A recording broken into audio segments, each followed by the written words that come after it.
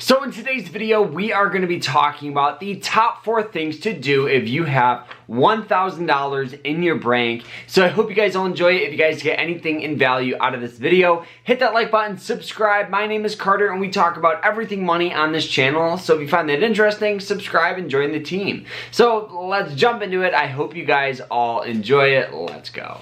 Alright, so one of the most common questions that I get asked on this channel is, Carter, I have an extra $1,000 in my bank account. What should I do? Should I pay off some of my mortgage? Should I invest it? These 4 things that we're going to be talking about are definitely going to help your financial freedom. So I hope you guys all enjoy it. Let's jump into pick number 1. So pick number 1 for me is paying off any credit card debt that you have.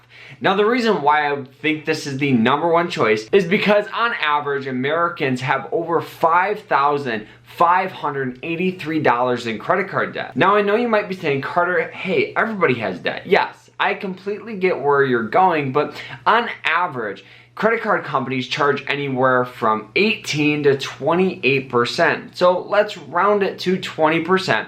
And if you have $5,000 in credit card debt, that could be over $1,000 in interest per year, which is crazy. So that small amount of money, that $1,000, could go a long way in paying off some of that debt and reducing some of your payments as well. Not to mention, once you pay off some of that debt, your credit score should go up as well. So it's a good little thing to do. Alright, the second thing that I would recommend doing is investing. Not investing in the stock market just yet, but investing into some side hustles and some side business. And I know you're saying right now, Carter, I can't invest $1,000. There's nothing to make money from. Hey, there is a ton of great side hustles that you can start making $150 per day.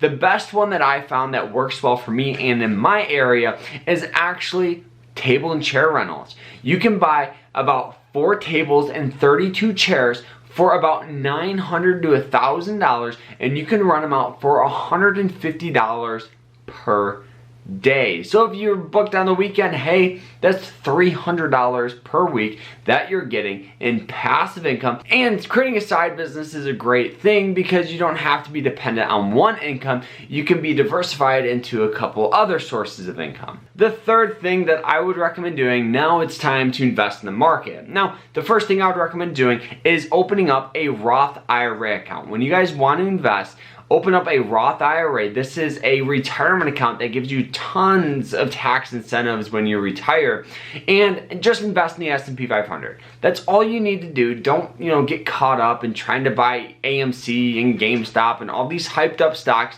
Just invest in the S&P. It's historically the best investment for retirement. You get on average about a 10% return, and you don't have to manage it. You don't have to watch it. A great ETF that I love is VOO, VOO, and SPY. Those are fantastic. Plus you get dividends, so it's a great way to get more passive income as well. Those dividends could one day maybe pay your mortgage. Alright, the fourth and final thing, if you guys have all these off the list, save it.